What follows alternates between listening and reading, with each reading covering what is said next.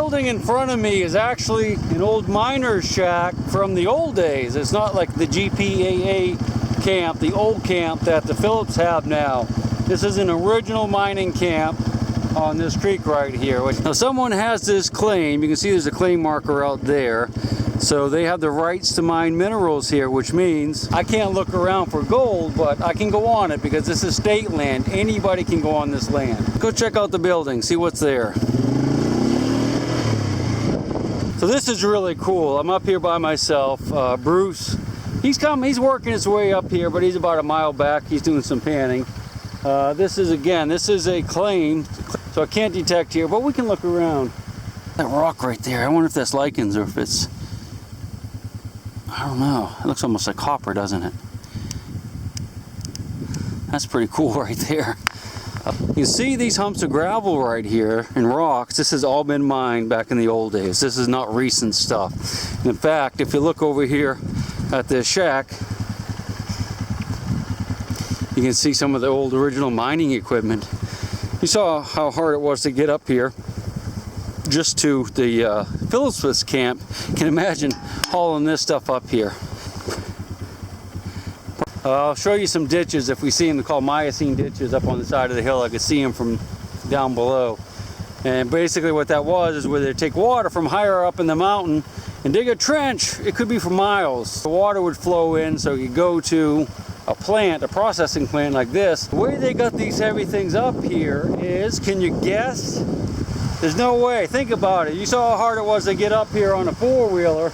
Can you imagine what it was like hauling this thing up here? They did it in the winter when the ground was frozen and the river was frozen.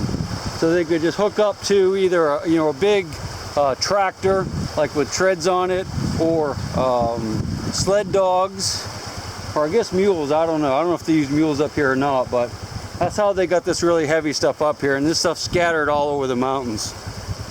It's a really cool spot. Kind of spooky too, because the cloud cover is really low. And I don't have a gun with me. And there's bears in this area, so hopefully no brown bear is going to eat me. I thought we'd just do a little exploring here, see what we can find. This is old right here, isn't it? Yeah, that's old. That's hand forged. That metal there, piece of iron.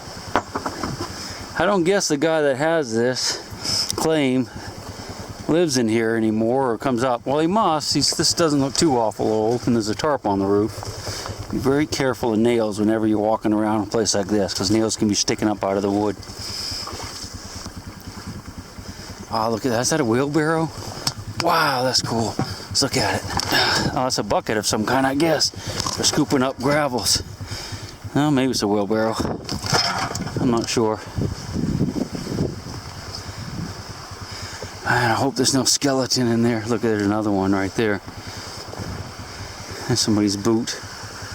Do we dare look inside? Might be a human in there. A big old brown bear. We'll peek through here for, ooh, that's rough. I don't think anybody's been staying up here in a long time. Let's take a look inside. Oh, they might have a screw. Yeah, they got it screwed shut.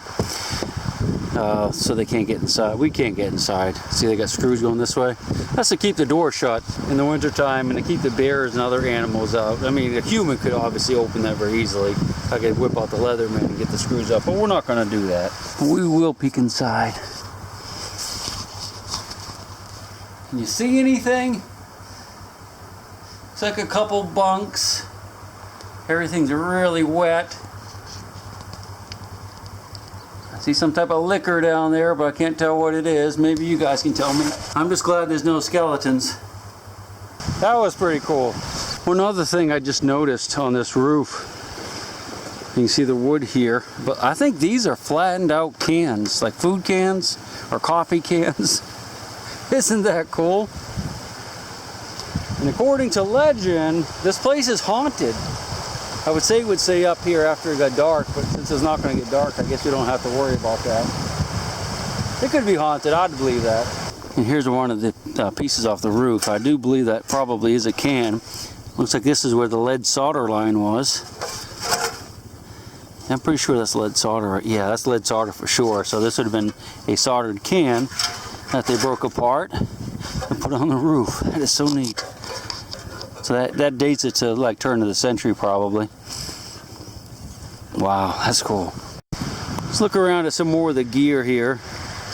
I'm not sure how those work. That must have been some type of bucket that would scoop up the gravel, the sand in the gravel.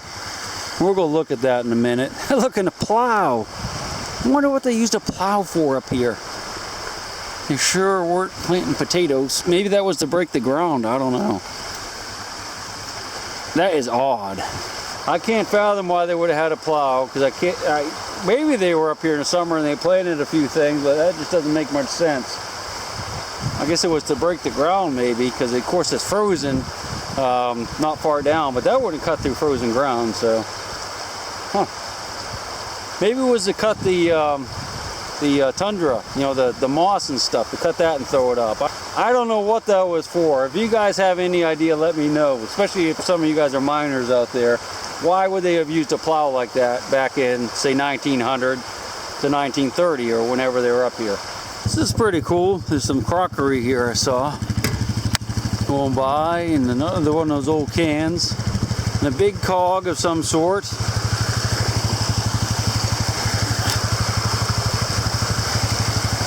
That might be a patent number, so maybe we can look that up. 2B4869 or 89, I'm not sure which. This is the creek. They must have been mining a little bit further up. We'll take a walk up there and see what we can see. I just love the fact that we're so far away from any roads, telephone poles, or anything like that. I mean, we're just way back in the boonies. If a bear got me, that would be it. No cell service, of course. A couple of the guys have satellite phones, and they seem to work pretty good, but I don't. What I want to do now is we're going to go up in that valley, drive up there and see what it looks like. See where they're getting all this gravel. I'm kind of interested in that. You can see how the gravel is in lines right here. They were probably, the equipment was moving up as they were washing this stuff. I don't know what they used to wash it, but that's what that's all about. You can see piles up there and piles up on the hill. We'll go look at that. That looks really interesting. If you're not too scared. Are you scared? I'm not yet. I tell you, it doesn't get much more awesome than this. I mean, this is just so wild. This is a Miocene ditch. So what I was telling you about down there earlier. I guess it's coming this way, so what we'll do, so they had another processing plant somewhere way out that direction.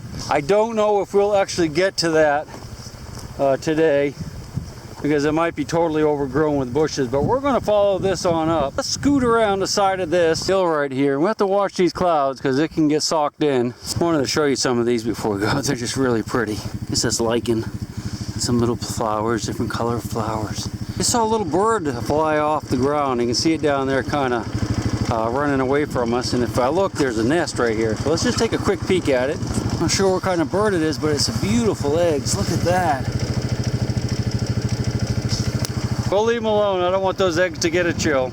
There's the old miner's shack that we just came from.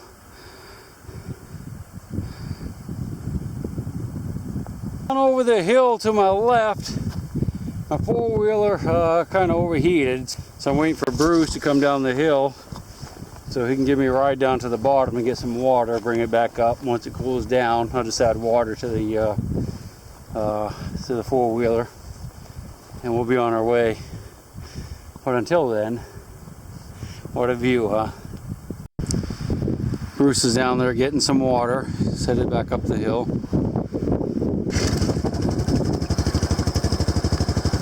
I just chugged this whole drink so I don't waste it. I think I can get it in there.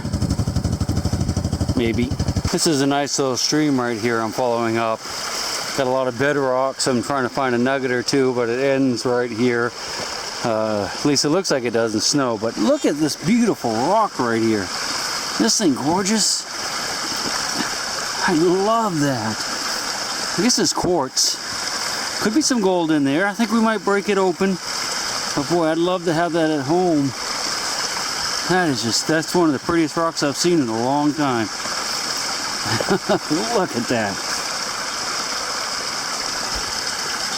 We'll run the machine over it. think that's my leg. Let's move back a little bit. Alright, let's try it again. No gold in that one. Here's a little variety of flowers that are very pretty. I thought I'd share the experience with you. Look at that. I'm not sure what kind they are. I have no idea. There's at least 3 different kinds here.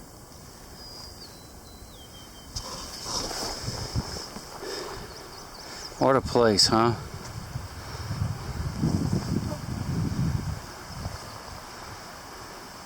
Well, I hope you enjoyed exploring this little place. I know we didn't find much with the metal detector, but we didn't have a lot of time today either. But we're going to come back here probably in the next day or two, and we'll fan out. Now, we're not going to hunt this claim, of course, but we're going to fan out in the mountains in the areas where there is no claim, so we can go a lot of places. In fact, there's a creek just up the river here, another 1/4 of a mile, that supposedly has some pretty good stuff in it, but no water, so they can't really mine it very well.